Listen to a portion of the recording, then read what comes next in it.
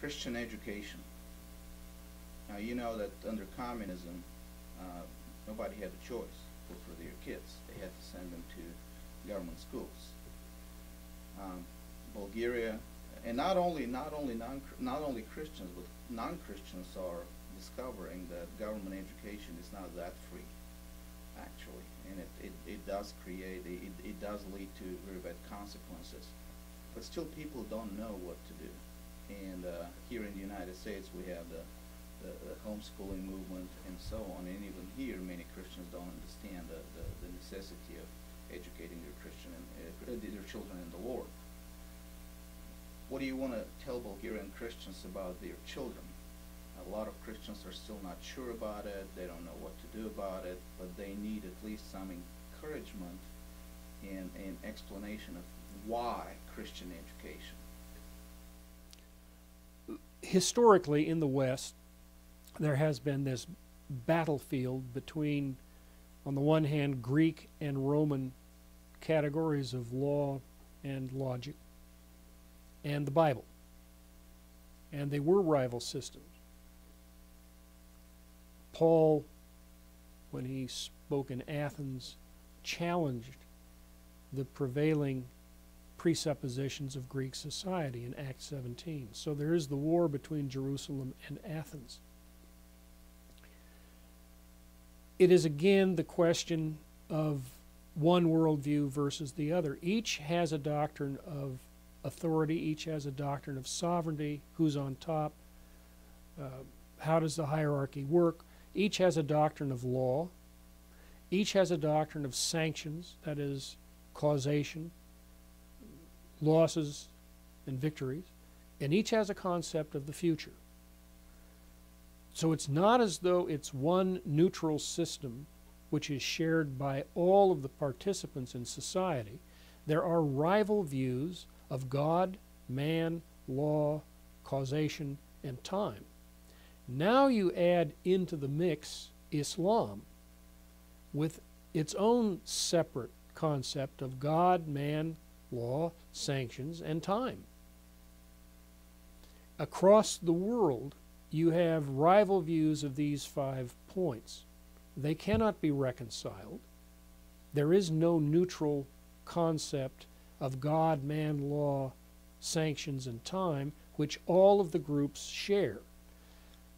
So because there is no neutrality on these 5 covenantal issues, somebody is going to be coerced into teaching his children or have his children taught in terms of some rival view of the 5 points. Now it's our position as Reconstructionists that the family has the responsibility before God for rearing the children in terms of a covenantal view.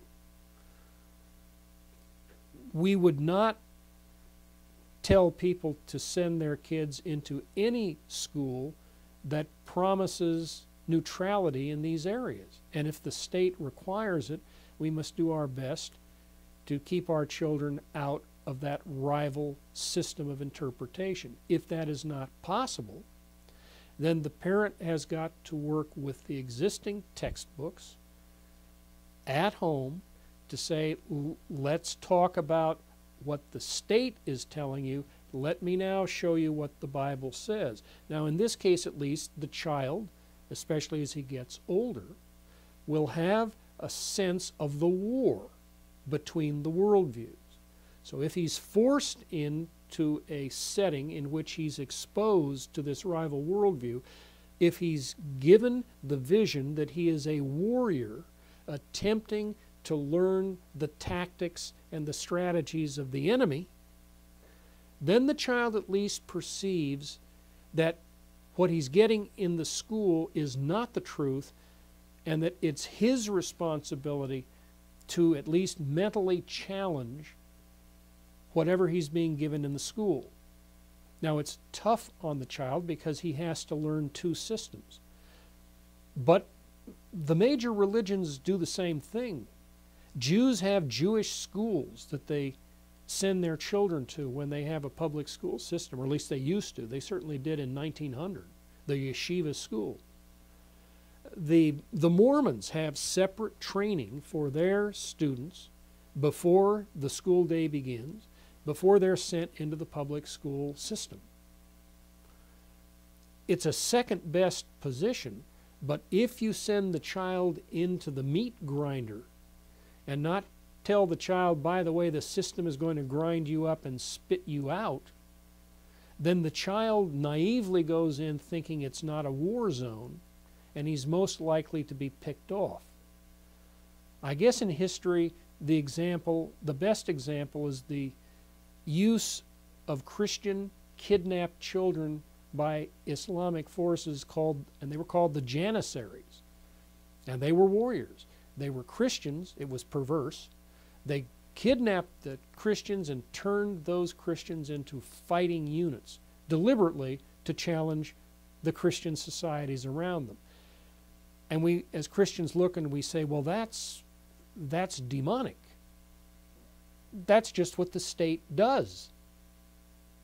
The state is imitating the old Islamic position of kidnapping the children and training them to be the Janissaries, not necessarily warfare-oriented, but intellectual warfare, training them to be the scientists and the politicians and the physicians. In all of those areas where children get training, the state then recruits these children, essentially kidnaps these children, to train them to be the shock troops to be used against the Christians in the society. It's just an extension of the old Janissary system. But Christians don't perceive it as such because it's not Muslims doing it, it's the state doing it, and they think the state is neutral. The state is no more neutral than the Islamic forces were in 1450. The state is, if anything, more self-conscious about it, because they're not just training warriors, they're training everybody to think in terms of the state's categories. So if you have a child who is caught into the system, at least train the child to recognize what is being done to him in the name of neutrality, and to strengthen his Christian commitment by giving him a rival worldview which is superior. It's a second best position, but if you don't do that, then the child is going to be a Janissary. And get him out of that system if you possibly can.